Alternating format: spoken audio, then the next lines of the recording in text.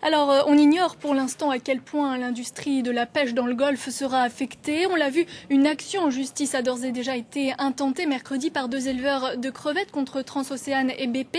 Christian Huglot, bonjour, vous êtes avec nous sur ce plateau. Vous êtes avocat spécialiste en droit de l'environnement. Première question, y a-t-il eu des précédents? Il y a absolument eu des précédents dans cette affaire. Rappelez-vous, en 1969, vous n'étiez pas né, bien entendu, et il y a eu une grande pollution par plateforme pétrolière au large de cet endroit merveilleux de la Californie. Donc ils ont colmaté au bout d'un certain temps. Il y a un deuxième précédent, celui-là auquel j'ai assisté, puisque j'étais aux États-Unis à cette époque-là, dans l'affaire d'Aboco Cadiz, où c'est l'affaire dite de la Pemex. C'est Ixtoquan, un puits qui était au large du Texas et qui a lâché en quelques jours de pollution plus de 600 000 tonnes de pétrole, c'est-à-dire plusieurs Aboco Cadiz, un peu de choses près. Et pour s'en sortir, l'accident est de mars 1979. Et pour s'en sortir, ils ont mis 2 mois environ. Ils ont coulé des blocs de béton en quantité à différentes profondeurs, à 2300 mètres, 2500. Ils ont monté, si vous voulez, toute une pression par du matériau qui a fait contre-pression sur le jet de pétrole, puisque ça fuse. Probablement, la source de l'accident, c'est une contre-pression de gaz. Donc il faut arriver à trouver les moyens matériels. Et les moyens matériels, c'était de mettre des blocs de béton. Alors, je ne suis pas spécialiste, mais ils ont cette expérience-là. Il y a eu un procès après, mais aux États-Unis, devant le tribunal de Houston, mais ça n'a pas abouti parce que le tribunal ne s'est pas déclaré compétent, parce que Pemex International était une société qui appartenait à l'État mexicain. Les tribunaux américains ne peuvent pas condamner un démembrement d'un État étranger. Et par contre, les tribunaux américains pourraient très bien poursuivre et condamner BP. Ça, c'est clair. Justement, voilà, comment ça marche? Il y a l'industrie, on l'a vu, du tourisme et l'industrie de la pêche qui risque d'être ébranlée par cette marée noire.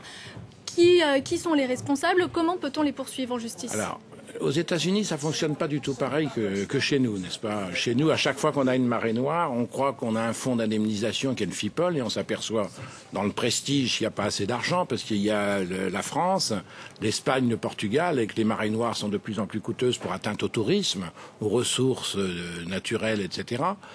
Dans l'affaire de l'Erika, le FIPOL n'était pas suffisant. À chaque fois, on est obligé de faire un procès parce que les fonds d'indemnisation ne sont pas suffisants. Aux États-Unis, depuis leurs expériences de Santa Barbara, de Ixtoquan, ils ont quand même monté tout un système qui s'appelle, sauf erreur de ma part, le Clean Water Act.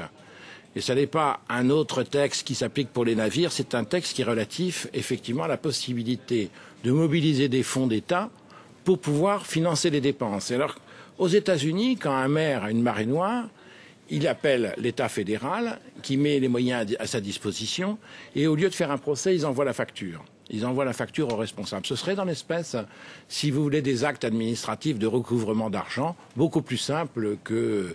Alors, il est évident que les plaignants, les particuliers, peuvent faire un procès classique devant le tribunal fédéral. Tribunal qui a déjà été fait pour ces deux qui a déjà été pêcheurs commencé, des actions ont été commencées.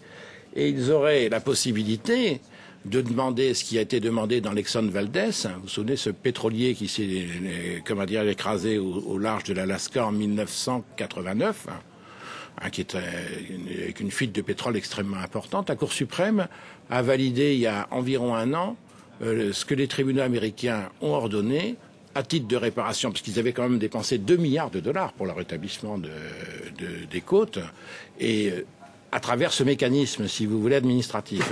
Mais la Cour suprême les a condamnés à valider la décision de leur donner en dommages et intérêts ce que les Américains appellent des punitive damages, c'est-à-dire des dommages punitifs pour actions irresponsables, qui est quand même 500 millions de dollars.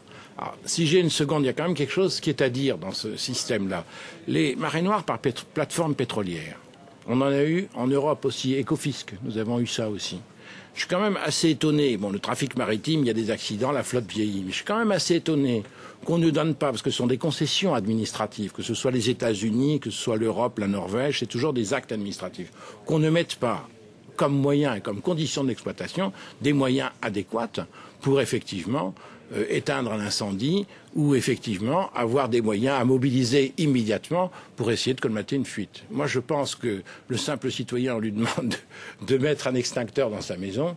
Je suis désolé, compte tenu des précédents et autre chose, il faudrait réviser c'est permis et obligé probablement. Que les BP peuvent être poursuivis pour une mauvaise gestion tout simplement de cette marée? Je pense, si vous voulez, probablement qu'on connaît mal les faits, mais il n'est pas, ce n'est pas extraordinaire qu'il y ait une surpression de gaz dans un gisement. Vous devez pouvoir le prévoir. Vous savez très bien que vous cherchez dans des poches extrêmement profondes et que donc les pressions ne sont pas toujours les mêmes et que vous ramassez du gaz autant que du pétrole quelquefois. Les dispositifs semblent mieux gérés à terre. On a moins d'accidents, semble-t-il, dans ces poches de gaz parce qu'il y a peut-être tout un système de forage complémentaire qu'on fait à côté. Mais quand on est en mer, pratiquement on n'en fait pas beaucoup parce que ça coûte très cher. Donc il y a probablement quelque chose à réfléchir là-dessus. C'est aussi valable pour les États-Unis, l'Afrique ou bien l'Europe aussi.